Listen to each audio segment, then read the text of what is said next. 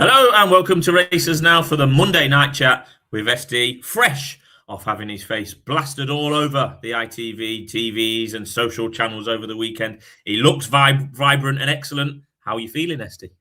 Well, let me tell you, I was look, driving doesn't get to me, but I You was had a big weekend. absolutely knackered, and I'll tell you for why, should I? Because Yep.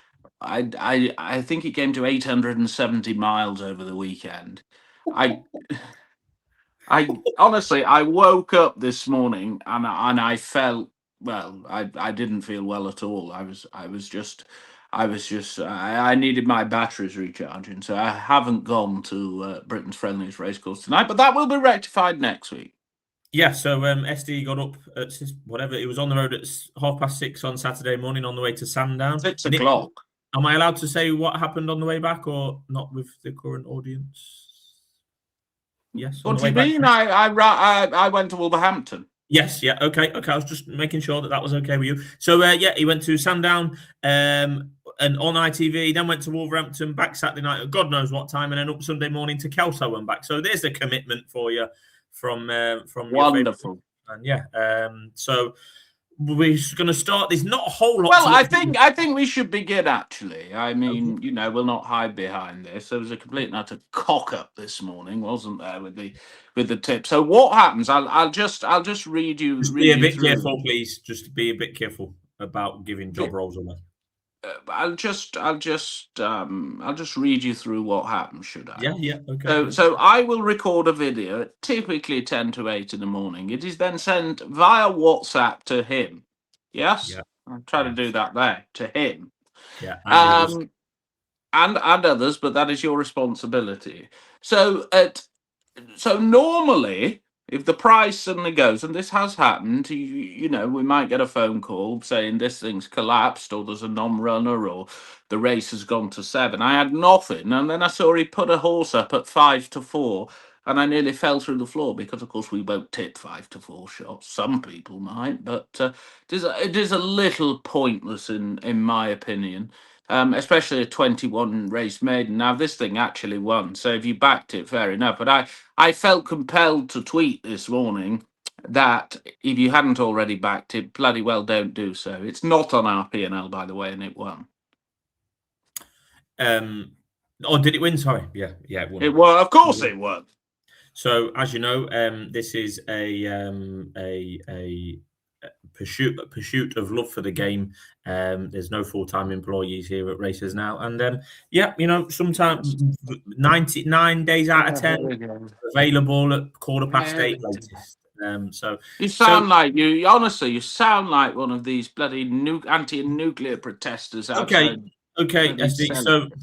So that's what happened on Monday's daily tips. Have you got any excuse for the bunch of losers that you tipped Saturday and Sunday on the dailies? Well, that's not strictly true. Okay.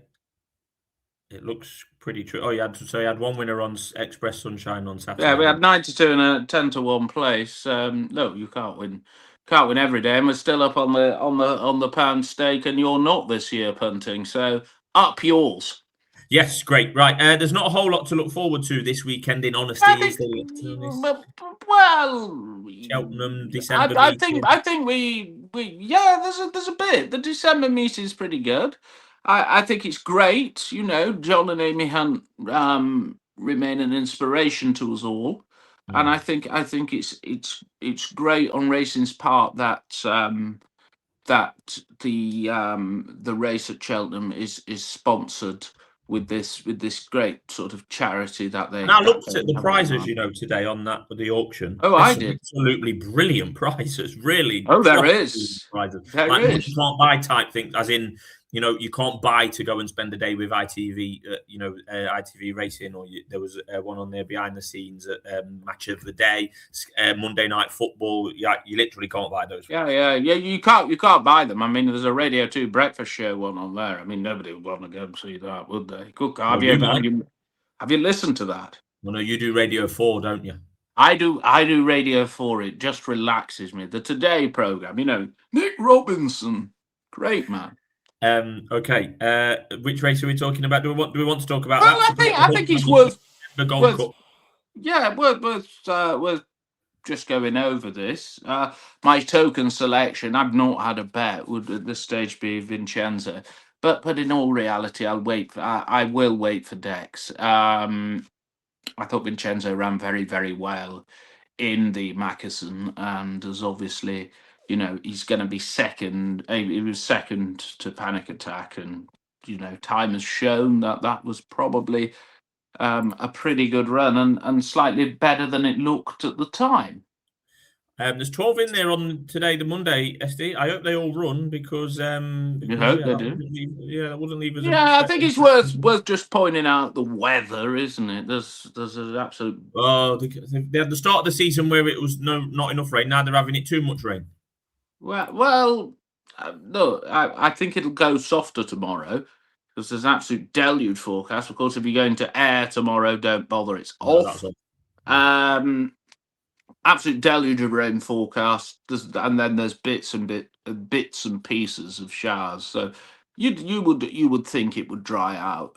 It might go soft all over tomorrow. Apart from the cross country course, which is of course good to firm, good in places. I'm not a great fan of that. I mean, if I Well, want that to got see how abandoned good in November, didn't it? Or I yeah, go to Hickstead. Yes. yeah. Okay, so what race are you tipping in for Well, Saturday? I will just quickly go through the Cheltenham card. So, it was a pretty good 2 mile handicap chase. Wouldn't not be surprised if Gunsight Ridge ran well. I was just looking for a little bit more in terms of value for that horse. Would probably have beaten Matata here 30 months ago had he not come down at the last. I thought Conman John was short, very short, in fact. Which race? Um, I know the horse he beat won at Kelso yesterday, but it's not great form. That's in this 3 mile novice hurdle. Yeah, I mean, I novice. wouldn't be back in. I wouldn't be back in It's at Conman John at 3 o'clock 6 to 4. Saturday. Maybe Yeah. maybe he's named after friend of the channel. Yeah, I like it. Yeah, I like it. Friend of Greg's. Yeah, that's the 3 o'clock you're referring to on Saturday. 3 mile. And the mare's race, I'll wait for that. I actually thought there were a couple which are interesting, but I thought they might be a bit of a bigger price at final deck. So we'll not give the game away there, but there is a bet at Doncaster. We'll have before we move to Doncaster, we'll have a full preview on Thursday of the Reeg Meg Nicholls blog at betmgm.co.uk handicap chase, which is 225 Saturday. A race name I'm sure you appreciate, SD. The supporting meeting on Saturday comes from Doncaster, as you have mentioned. 3 races for them on ITV, and the Pennine Handicap Chase is where you was paying some attention. Yeah, it's not. They've obviously not got a sponsor, have they? Sign of things to come. No, it is Bet365, sir. Oh, is it? Oh, Denise has dug her hands in her pocket. Heracles Westwood. I have to say, by the way, the Greytrex yard are on fire. Absolutely on fire. Can we just take this daily tips thing down? I mean, it is a little. Yes. There's your YouTube one. Yeah, well, we can't make a profit all the time. We put it up every week, so there you go. We'll put it up, so there we go. Minus 168, dear, oh dear. 1.68, not 168. People might get £1.68. You know, when you go in the shop, you say, oh, 168 for that. Well, that's probably what it costs you for an egg now, thanks to Rachel Thieves. But anyway, where were we? The Pennine Handicap Chase. Yes, Heracles Westwood. Look, Greytrex is in absolutely flying form. This horse ran really well at Cheltenham last time. Dual entered Cheltenham and Doncaster. Don't know where it'll run, but the most of the market has been taken up by Heracles Westwood. I thought it was worth chancing Docpickdme here. Only entry. It ran well in this race last year. Been dropped £2 for the rehearsal at Newcastle, where ultimately, the winner was quite facile and did cut the throat a bit of dear old Docpickdme. Docpickdme loves it here. I think the mark's fine. I think the conditions are fine. I think he'll definitely run, and several of the others might not. The Venetia horse, for example, I think there's a stamina doubt about.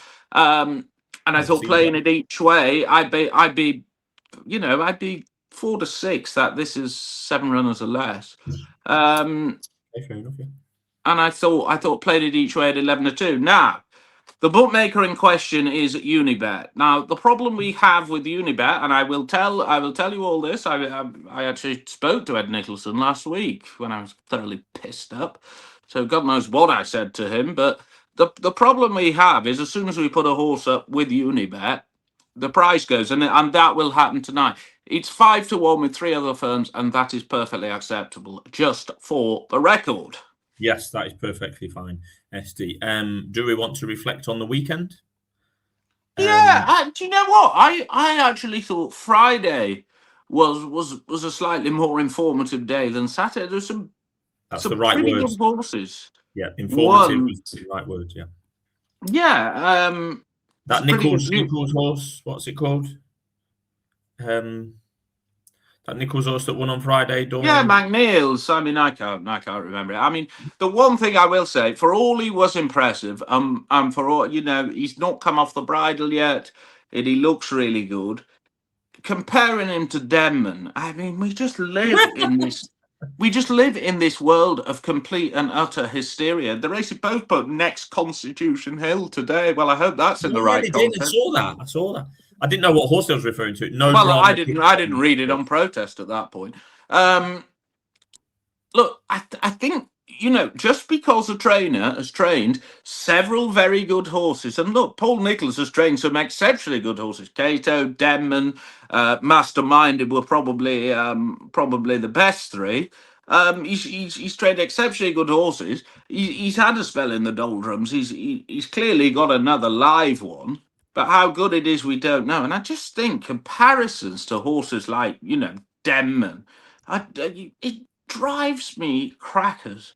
The horse's got to go to the cello and cello, dear oh dear, Challow, and will probably then go to Cheltenham, and in all probability will be found out by some Irish horse who we've not heard of yet. I was going to say that. It's almost 2 separate seasons. It's just the way we are.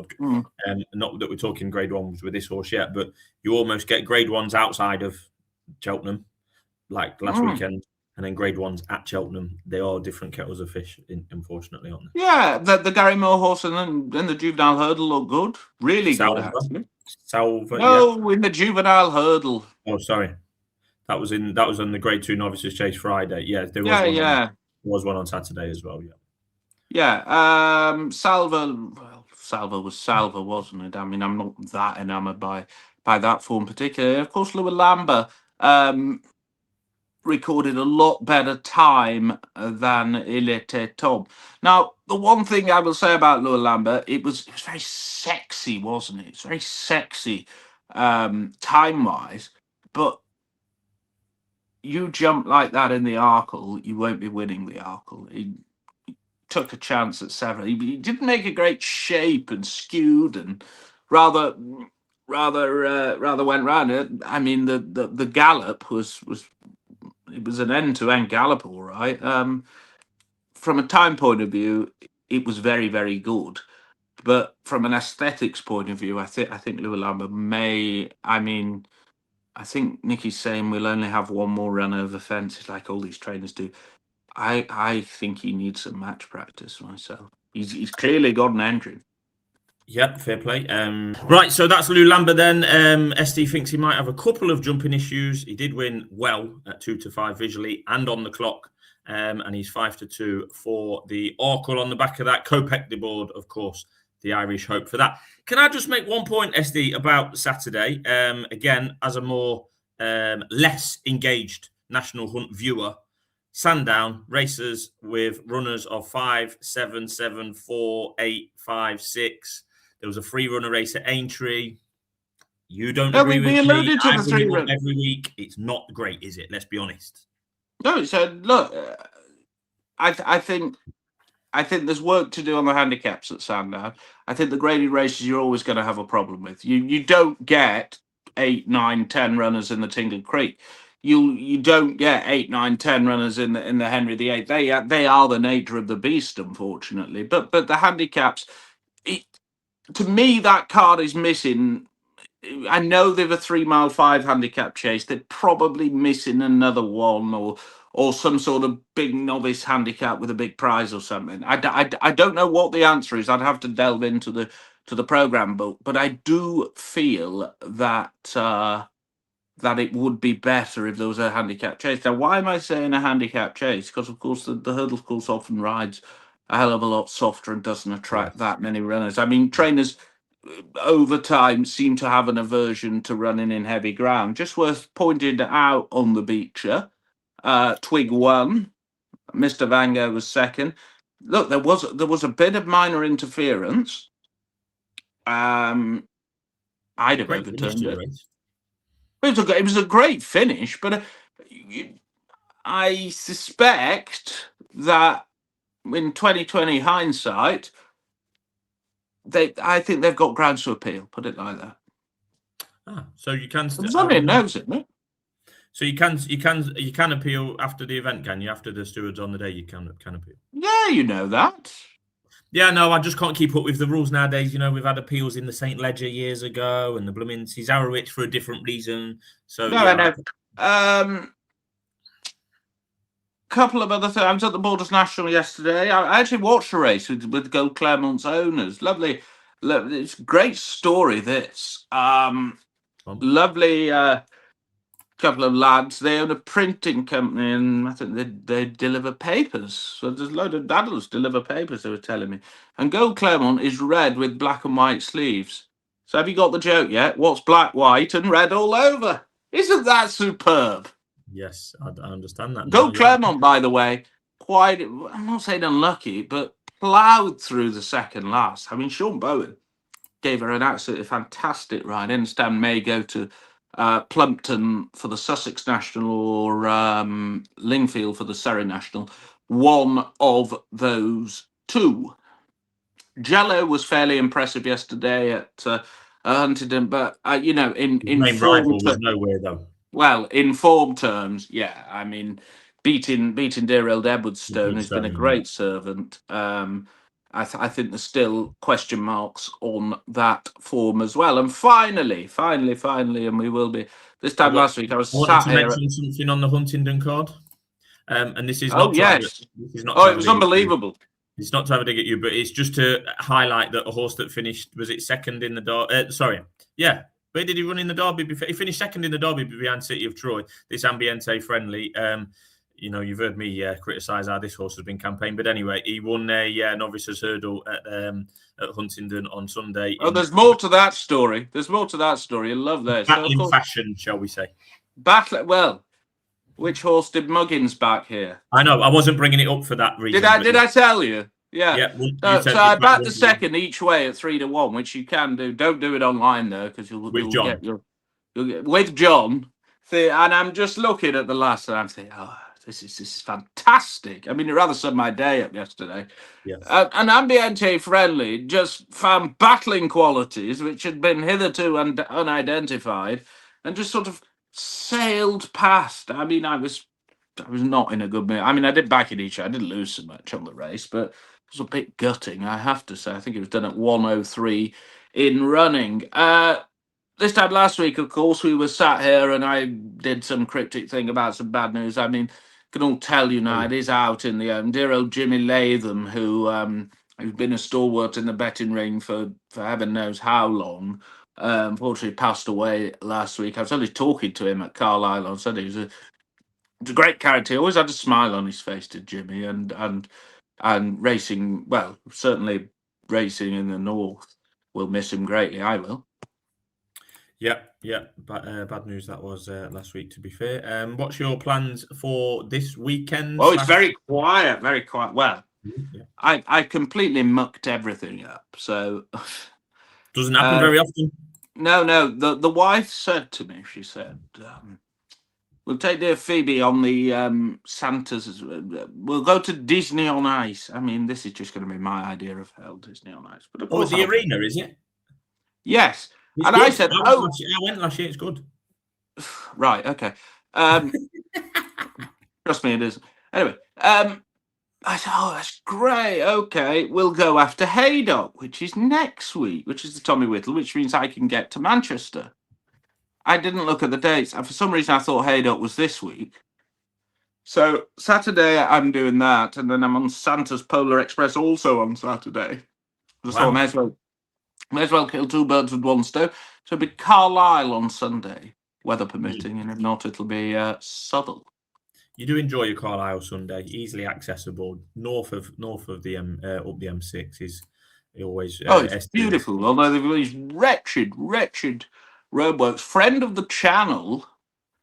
I spoke to him today. He didn't have a very good day at all at Musselburgh. If anyone's watching, called Megan, he's at Newcastle tomorrow. He's not decided where he is on Saturday, and he'll be at Carlisle on Sunday. Okay, good. Busy week for him. So you will see him there at Carlisle on Sunday. Friend of the channel, yes. Well, normal service will resume after I get out from under the bus that you throw me under. So normal service will resume on Tuesday with the SD Daily Tips. Is that correct, sir? Yeah, I thought you were ending the show. Yes, it will. Yes, it will. It'll probably be from you talkster, and there might not be many of them. Okay, good. Right, we'll be back Thursday as usual. Thank you. Good evening.